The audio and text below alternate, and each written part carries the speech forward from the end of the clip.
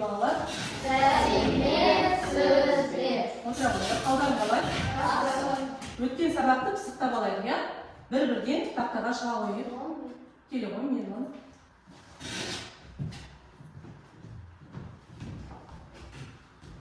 Кез келген бейжеттен болды. Жұт есімдігінің септері детінен айтамыз. Есімді түріне септері тұрды. Тамаша жарайсың, Досымбек. Менің сөзі қандай Дұрыс айтасың, тәуелділігі. Өте тамаша, Бағдәулет.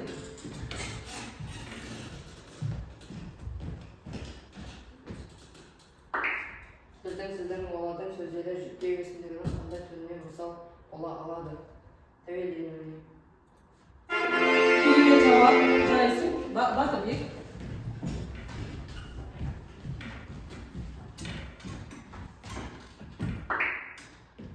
Сені сөзі жүктеу есімдігінің қай естетіпке тұрған түрлері? Сені. Сені Тағы сүйттің, иә? Жарайсың. Аға.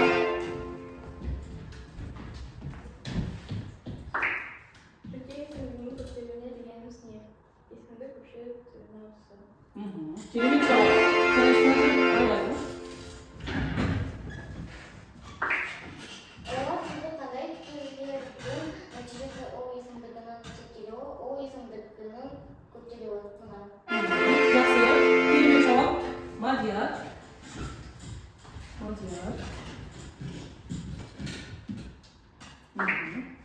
Сіздер сөзі қалай пайда болған? Сіз есімдігінің көптелуі. Дұрыс айтасың. Өте тамаша балалар, және де соңғы. Сенің сөзі қандай түрлерді көрсетеді? Тәуелділік. Өте керемет. Балалар жарайсыңдар, үй жұмысын бір пысықтап алдым, иә? Енді сендермен біз тақтаға шыға қоямыз бір-бірден. Психологиялық ахуал туғыза қойып келе қойыңдар. Бір-бірден тақтадағы інжу маржандарды келе қойып, бір-бірден інжу маржандарды таңдай қойып. Бірінші, иә? Өте алғырсың. Аяғу. Барлығымыз шығамыз, иә, қазір? Мейірімдісің. Лаура. Тездетеміз. Сен бақыттылысың. Бағдәулет.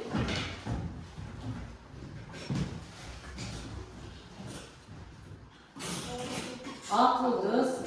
Жарайсың, келе. Батырбек келе.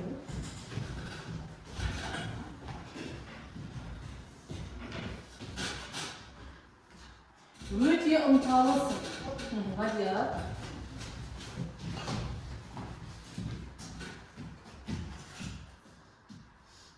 Қолыңнан бәрі келеді. Келе ғой, Ажа. Ажа, содан кейін не барды? Жылы жүзің мені қуантады. Мейірім. Және де саңғы. Сен ерекшесің. Жарайсыңдар балалар. Ал енді жаңа сабағымызды бастамастан бұрын біз сабақтың тақырыбын болжап көрейік, иә? Назарларыңды маған аударыңдар.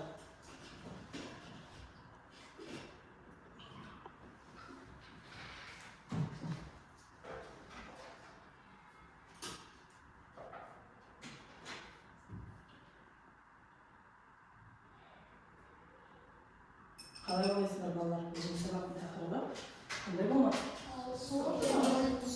Иә, мен не жасадым жаңа көз алдарында? Дұрыс айтасыңдар. Бірінші стақандағы су қандай болды? Өздері себебі мен оған ештеңе қоспадым. Ал екінші стақандағы су? Жақсы, сонда бүгін сабағымыздың тақырыбы су және оның түсі. Дұрыс айтасыңдар, яғни судың түсі қандай бүгінгі сабағымыздың тақырыбы. Оқу бағдарламасына сәйкес бүгінгі сабақта біз мынадай мақсаттарға қол жеткізуіміз қажет.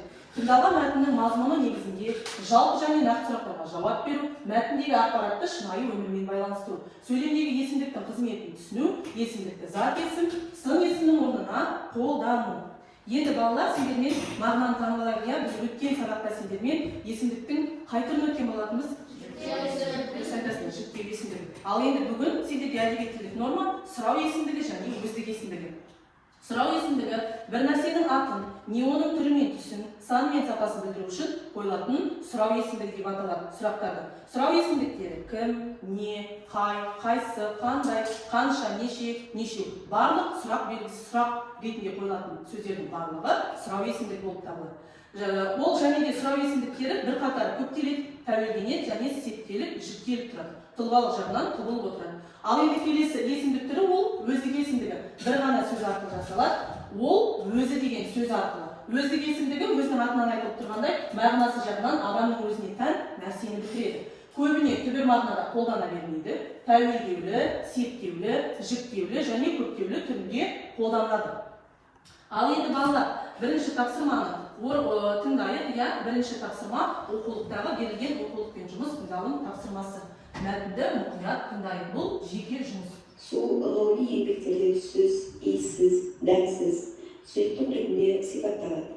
Бірақ халықтың жер суға қойған атауларында Ақсу, Сарысу, Алакөл, Қызылкөл, Бозкөл, Шұбаркөл, Қарасу, Көксу секілді алуан түр түстердің кездесуі қалай? Су дәмсіз болса, оны ішкенде қалай сезінеміз? Иіссіз болса, су жағалауына барғанда кеңсірігіміз ашылып, теңіздің, көлдің иісін қалай сеземіз?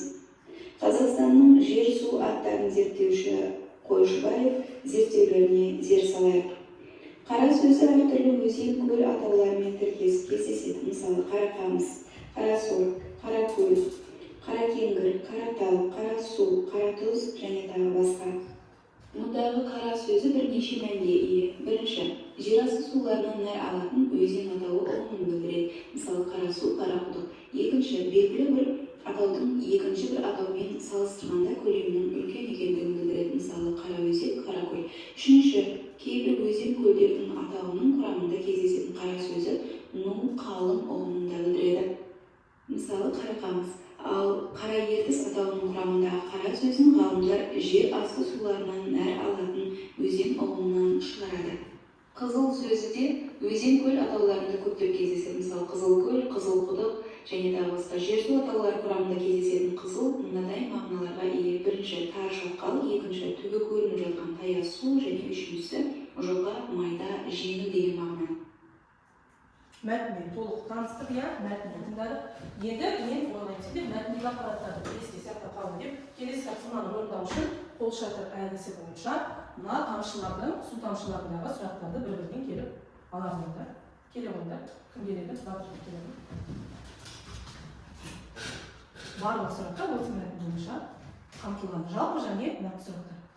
Халық не себепті су атауларына түстерді кеңінен қолданған деп ойлайсың?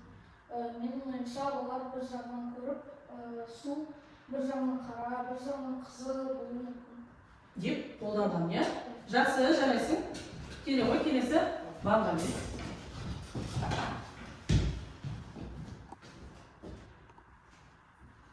Жер су атауларын зерттеудің маңызы не деп ойлайсыз? Жер су суды зерттеудің маңызы оның түсін, дәмін, иісті немесе иіссіз, олардың жер астынан нәр алатын өзендердің суларды екенін анықтау үшін. Иә, дұрыс, өте керемет жауап. Жақсы, келесі Досымбек. Қара су атауындағы қара сөзі қандай ұғымды береді? Қара су атауындағы қара сөзі осы өзеннің астында нәр алатын пайдалы қажеттарын алғанда ол қара түсі болған. Өте керемет жауап. Жақсы. Келесі Лаура, келе ғой.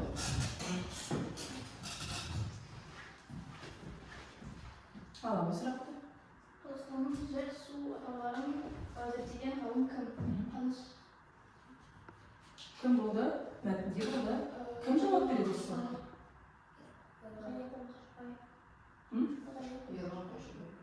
Қойшыбай, өте жақсы бағамен жарайсың. Келесі Ажар.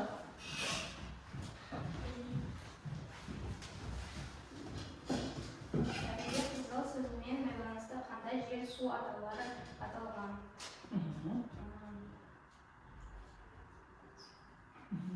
сөзімен байланысты жер су атаулары безесін иә бірнеше. Кім айтып жібереді көмектесіп? Қызыл көл, қызыл ағаш, қызыл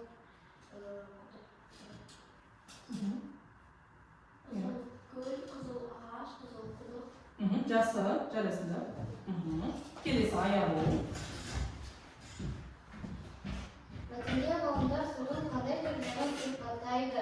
Қара су, қызыл буа. Судың қандай түрлері дейді, иә? Біз білетін судың 3 түрлі күйі бар, иә?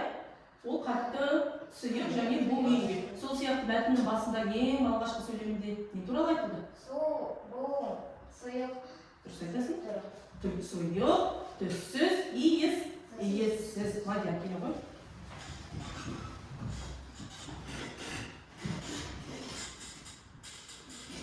Қара ертіс атауындағы қара сөзі қандай мағынада қолданылған?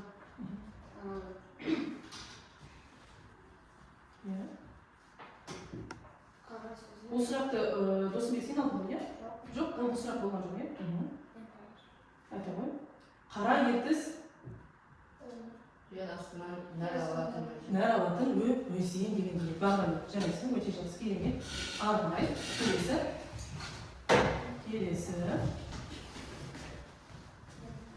Осы сұрақ бізде оқылған. Сол сөзі өзен көл атауларында қандай мағыналарға ие? Қандай мағыналарға ие? Мәтін бойынша кімнің есінде қалды? Иә. Қандай мағыналарға ие? Таш аталды, Өте суға. жарайсыз, бағдарлет, өте керек. Жақсы отыра қойыңдар. Ал енді сендерді балалармен өзім бағалап кетейін. Сендерді жаңағы берген жауаптарым бойынша мен химия әдісі арқылы бағалаймын. 4 жалпы балл 4 баллмен бағаланады. Жалпы 4 баллмен бағаланады. Бізге өте белсенді болды бағдарлет.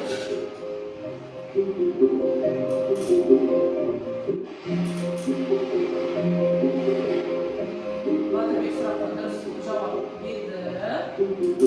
Лаура әлі де қалаптанып ажар сұраққа жауап берді. Және де бізде аяқ сұраққа жауап берді. Мен сендерді бағалап шықтым осы тапсырма бойынша. Ал енді ары қарай келесі тапсырманы орындайық. Екінші тапсырма бізде топтық жұмыс. Қазір сендердің алдарына мен мынау бағалау парағын қарап беремін. Бұл бағалау парағының артында сендер телефондарыңды алып, QR-ды аша қойыңдар. Сол кезде сендердің қай топта екендерін анықталады. Тездетіп телефонымыздың камерасын қосып, қай топта екенімізді анықтай қояйық. Және де бірінші топ сол жаққа, екінші топ оң жаққа отыра қоямыз. Тездетеміз. Ашылды ма?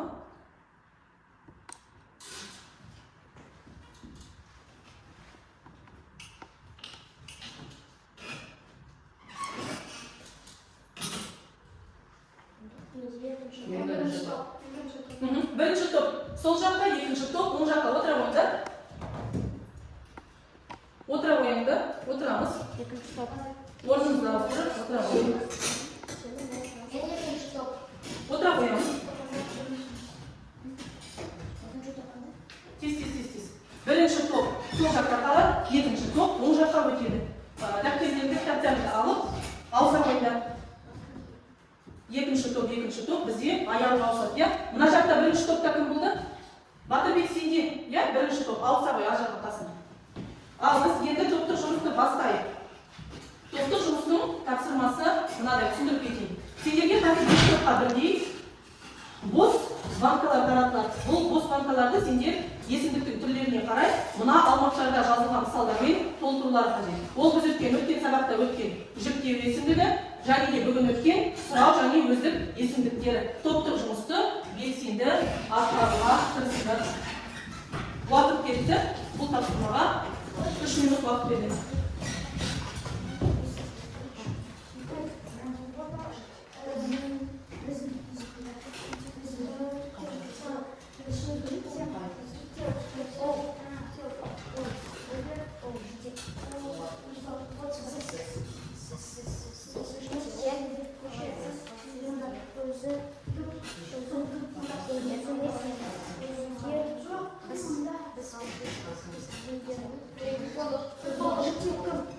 Жақсы, қай топ болды? Мен Жақсы. Енді қазір сендер екінші топты, екінші топ, бірінші топты әртүрлі асықтармен бағалайсыңдар. Қызыл асық ол өте керемет, тамаша орындаған. Жасыл асық орта деңгейде жақсы, және де сары асық әлі де дайындалу қажет деген сияқты топтар бір-бірлерді бағалай қойыңдар асықтарды. Бірінші тапсырма 4 балмен бағаланса, екінші тапсырма 3 балмен бағаланады. Ең жоғарғы балл ол бізде қызыл асық 3 балл. Екінші 2 балмен бағаланады жасыл, егер жақсы орындаса, және де қателіктер бар болса, сары асықпен бағалай қойыңдар, тез-тез бір-бірлерді. Өтіп бір-бірлерімен әр топтан топ басшысы бар, бағалай қойыңдар. Бір адам топ басшысы бар, тексеріп, бағалай қойыңдар. Я, тездетеміз.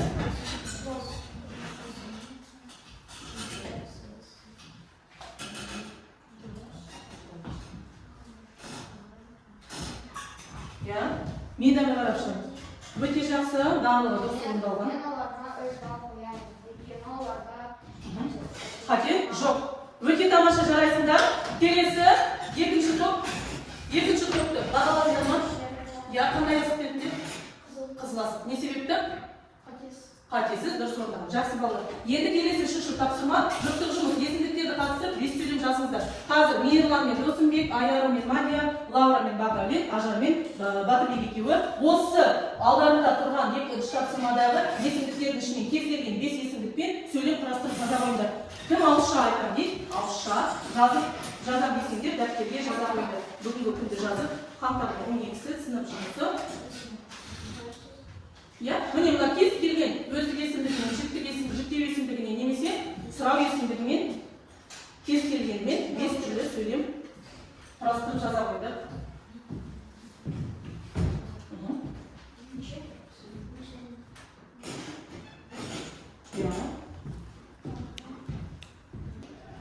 Ал енді балалар болсақ, тездетіп оқи қойып, Досымбек пен Ерлан тыңдаймыз, бір-бірімізді. Сен бүгін мектепте неше балл алдың? Мен бүгін далада жауға шықтым. Сен бүгін мектепке қашан келдің? Біз бүгін мектепте болдық. Жақсы, келесі. Мен дүкенге бардым, одан сүт саттым. Олар маған сыйлық берді. Ол жақсы адам. Біз көп кітап оқи бастадық. Біз үйге шай іштік. Жақсы, Мадия. Жақсы, келесі жұп Бақдәулет пен Лаура. Сіз қашан келдіңіз? Мен ол тапсырмаға өзім істедім, сен қашан келдің, сенің сөмкеңде не бар? Батырбек пен Ажар. Өзім телефон ойнаймын, мен спортпен айналысамын. Олар бірге көмектесті, ол доп ойнады, сендер кітап оқыңдар. Жақсы балалар. Енді мына сендерге таратылған бағалау парағында әуе шартлары арқылы өз-өздеріңді жұптап бағалай қойыңдаршы. Ажар мен Батырбек екеуі алдарындағы қарама-қарсы отырған жұпты бағалай қойыңдар. Қанша балмен бағалайсыңдар? Бұл тапсырма 3 балмен бағалай қойыңдар.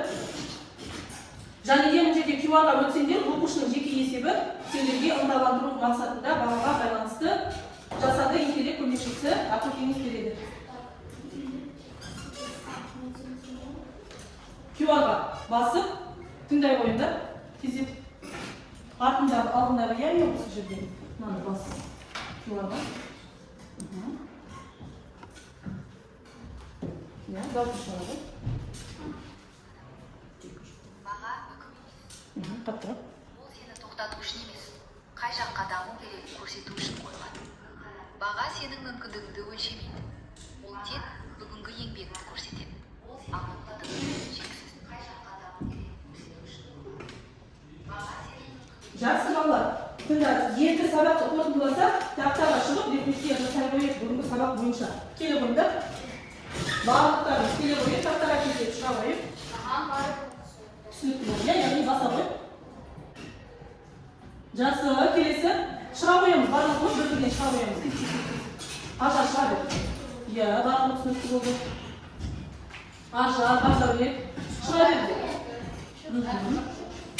Батырбек, Лаура шығыңдар, бірге шыға берді. Барлығы түсінікті екен, жақсы. Иә. Барлығы түсінікті болды.